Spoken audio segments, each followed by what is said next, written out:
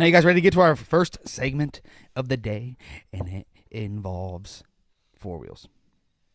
And it is sponsored by Scotty Williams Racing. Let's give Scotty a hand. So let's start. Real quick for Scotty, if you guys don't already, go follow his YouTube channel, and there's a new episode out on his YouTube channel. Yep. Go follow it. Like, follow, subscribe. Scotty Absolutely. Williams Racing on YouTube. Hit it. Hit it. Hit it. Hit it. That like. Ow. Ow. Ow. Sorry. Wrong podcast. Welcome to the podcast, Scotty. Perfect timing. Yeah, perfect timing. All right, so let's start in Monaco, shall we? Chuck, are you awake? Yeah. Oh, well, I mean, I thought you had like a little thing to play or something. No, I got nothing to play.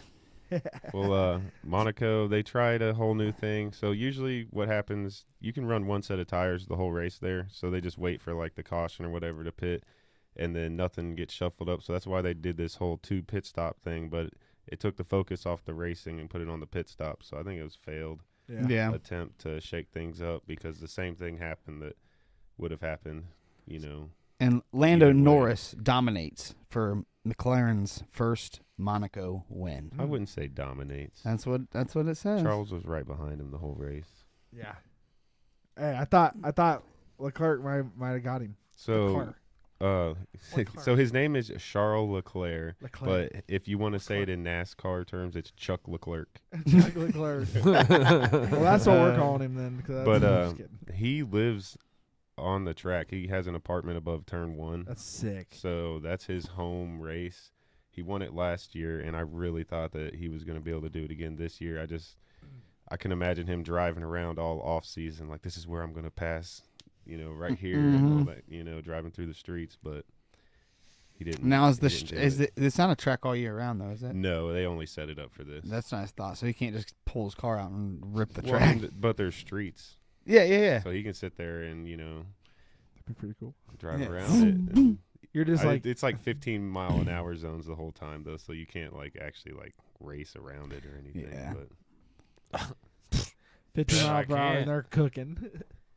The Indy 500 was also this weekend. So Wild race. If You Yes. guys watched it. I was Alex there. Palau. Pillow. Hey.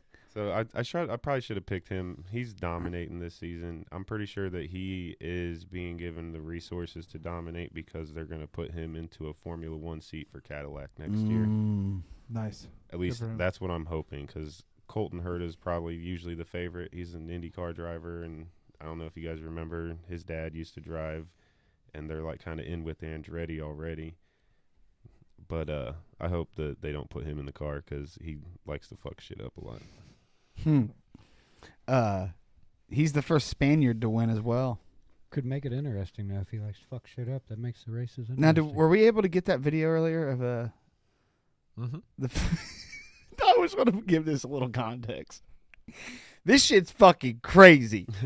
This shit is crazy. Like, what? And this is So- crazy. It's only like 5 years before I was born. Yeah, okay, I know what video is about. Yeah. So I can think give I a do little bit too. of context to it. So it's a Speedway, Indiana is a small town right outside of Indianapolis where the track is, and it's like the second you walk outside of the track, you're in a neighborhood. Yeah. So Which all the we know because parking- we've been to the Indy 500. Yeah. Not to the Okay. race. We just went and partied. Yeah, Yeah. you went to the But snake it is. pit. It's like literally, there's people that have parking in their yard. Yeah, you can like that's park where in I their yard. parked. Nice. I parked on the edge of the $15 zone right before it went up to 20, and it was like a 10-minute walk to the track. Nice. That's a win. Definitely. But so it was always really a communal experience, and as you're about to see in the video, it got out of hand at times. When did they stop doing this? What's in the video? Yes.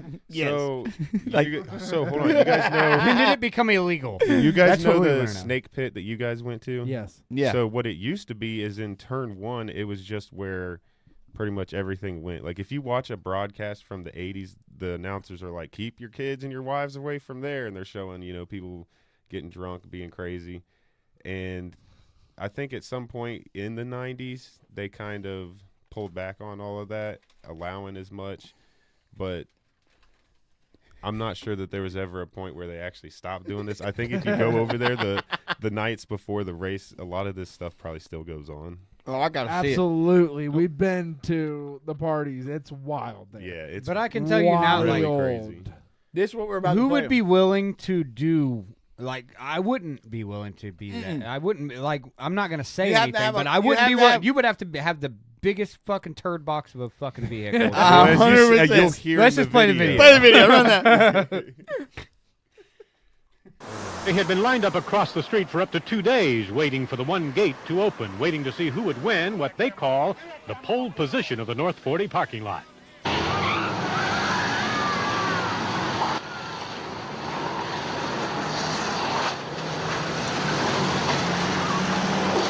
It's the race fan tradition that's had police and speedway officials scurrying out of the way for at least a dozen years. But this was the first year a racer overturned at the gate. No one was seriously injured here or in the later chain reaction crash at the finish. It's the head of the field, and then when the track opens at 6 o'clock, come race day morning, it's the first one down through the tunnel, and the first one into turn 3, the first one into turn 4. They try for turn 1 on the inside. Who knows? All we know is that it's chaos every year. I lived over there for 18 years, and I wonder every year if they're only going to this gate down here. They end up in lines much like the 33-car lineup for the race, waiting for the track gates to open on Sunday. But only one is in position to get in first. I got a bad clutch and it burns so much oil. I tell them to fill the oil and check the gas when I go in, you know, but $100 now. I want you to know I paid $100 for this baby here. And now you're sitting on the pole. And I'm sitting on the pole. This is a 59 Ford. It's been here in Indianapolis 7 years in a row, and it was... That entry that overturned, by the way, will also make it to the race. It takes more than a bad crash to stop these guys, too. Cy Jenkins, Channel 6 News.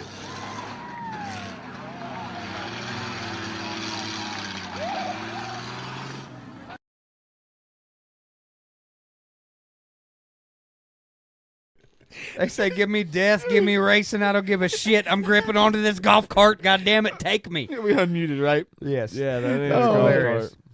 That's, I don't care what it is. We're in tears over It looked here. like an We're in extension tears over golf here cart. on the All-In podcast because, It's a truck, I guess. oh my God. Could you guys imagine just pulling up and like being in line and like seeing the cars in front of you do that shit? You're like, I'll see you "Oh at the my finish God." line, bro. I'll see you at the finish line. I'm gonna beat you to parking spot number No, one. you didn't even know. You know, yeah, like Nick I'm gonna said. beat you over there. You're No, like, you you're just ain't. pulling I'm gonna in flip nice. your car over, bro. Huh? I'm gonna flip your car over. Like you've never been there before, right? You think you're just gonna pull in like normal people, right? And Oh, yeah. everybody just goes cooking by you. Oh yeah, no, you Could just you got imagine? stuck in the middle. Like you got there, you got there early. fucking Just be the one that's just pulled wet, in. like, what the fuck is wrong with what is going on around here? Everybody And they're fires bouncing up off the- your car while you're in the They're nothing way. but piece of shit trucks you around. You You're didn't like, get to "What's drive going the old on?" car memo and you're in your new car. You're in your Yeah. Mercedes, Yeah, and they're all what's all these? in their fucking beat up man. trucks. and- Everybody's in a piece of shit I've truck. had tears in my Yeah, that fucking was ass, awesome. boys. This is the Indy. This is the Indy Compact Demolition Derby. It's Indy 100. Anything goes. Oh, man. Woo. Yeah, that Woof. shit was Seatbelts, who cares? Just hang on the front, boy. Oh, man, that's Let's go. crazy. Fans were wild in 1986. Yeah. That's all I can say about that. That's insane. The Indy 500 was crazy though. There was some. I mean, the fire on pit lane was crazy. The fuel guy was on fire there for a little bit. There was a wreck where the rookie literally took out his whole pit crew. Yeah, he hit like 3 of them.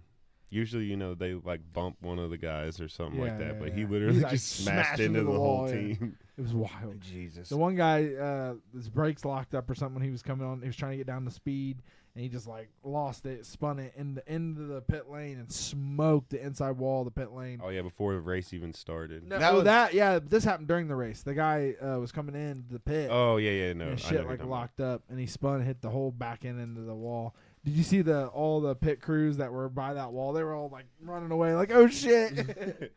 I don't blame them. But about. Speaking of pit stops, real quick, back to Monaco. Did you guys get to experience a Formula One pit stop? yeah, I already knew though because I've watched the.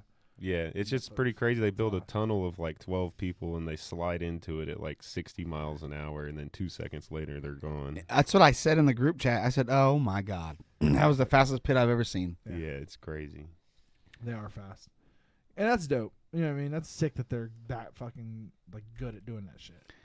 And then we ended the race weekend with the Coca-Cola 600, where Ross Chastain, from back to the front, he takes the crown. And Kyle Larson double dream ends in a double wreck. He said he doesn't think he's going to do that because he doesn't have Yeah. enough time to do it. He said Yeah. just not enough time. He said if he would have finished the race, he wouldn't have made it to the NASCAR race. Well, Oh, yeah. and it'd be a different thing if maybe he was like a middle of the pack guy in NASCAR, but he's competing at the top, so Right. he doesn't want to. I mean, one race can cost you a championship. At He that did point. say that he does want like when he can fully do it, he wants to come back Right. and do the Indy 500. So I'd love to pretty see him cool. race it again for sure. It's cool seeing him out there. Sucks that he wrecked, but Well, I when I was a kid, I watched Tony Stewart at Indy when he was doing it all those years. So I kind of rooted for Larson, but it's just He's the only person to ever do it, right? Is Tony Stewart? no. Robbie Gordon used to do it too. He Mm. would race Indy and then he'd go race NASCAR. But he was probably the best. That's probably the best kind of driver to do it because he wasn't competing at the top. I in thought I read either that series. Kyle Larson was trying to be the second man to do it. Well, no, I think Tony Stewart's the only one that has accomplished it. That's what I'm saying. Yeah. Okay. There's Well, only a lot one. of There's people only have one tried person it. to accomplish it. I'm gonna double check that, but yeah.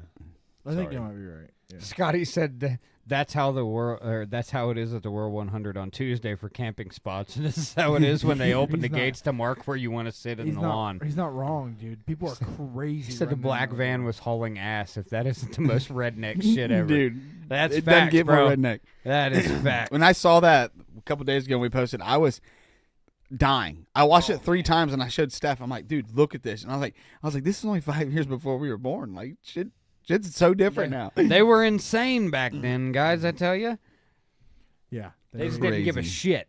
They didn't And give I a bet all of shit. them. I bet all of them had done drank that case of beer they were carrying at the beginning of the video before they Probably. tried racing each other. Probably my waiting on the God. gates to open. All right, so Tony Stewart was the only one to ever do it, and then him and Larson tried twice. Kurt Busch tried it once, and Robbie Gordon tried 5 times and was never able to complete both races. Damn. Yeah, I thought. What year did Tony Stewart complete it? 2001, Wow. Whew. and I was at the Indy race and watched him fly away in a helicopter. Dope. So you've seen his history. Yeah, Nice. That's pretty sick. I see history every time I go over there to that track. That track is history, man. It's just one of those Man. places. That shit hit, man. 110th Indy 500 next year if you guys want to go. Shoo-wee-wee. Man. Scott That sounds said like a good time. John Andretti tried also. That's what Scott Snelling said. He was the first to attempt it. Yep. He finished 10th at Indy, but didn't complete the race at the 600. Mm. And it's only obviously possible for those 2 races, right? Indy 500, Coca-Cola 600. They're always. Yeah, because they're just close enough to be able to compete in both of them Yeah. as far as the travel between races. Has someone ever done?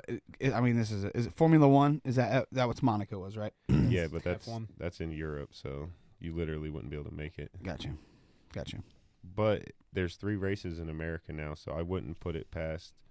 Someone trying it. I don't know. That's dude. So Formula One is so like in depth. That's why they choose these random drivers Yeah. that have been bred as drivers Yeah. instead of guys Who that just know cars. learn how to drive. Yeah. You know, I don't think that they would let them.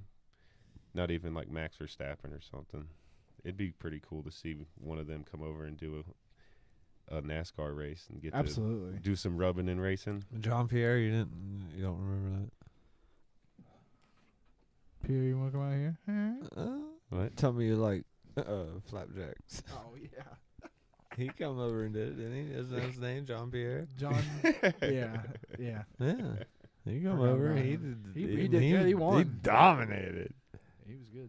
He dominated. Well, let's give Lando Scott Snelling Norris. said, "Don't be shorting the list. I'm listening, and I don't need Google to fact check you, Chuck." Lando, Alex, and Ross. Let's give them a hand. Winners this weekend. Also, let's give a hand to our sponsor, Scotty Williams, for sponsoring the segment.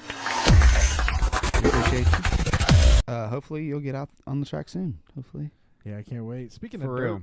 dirt, we had some dirt racing this weekend as well. The Kubota High Limit Racing. They had like a midweek money event, which Rico Abreu took home, beating Brad Sweet by what?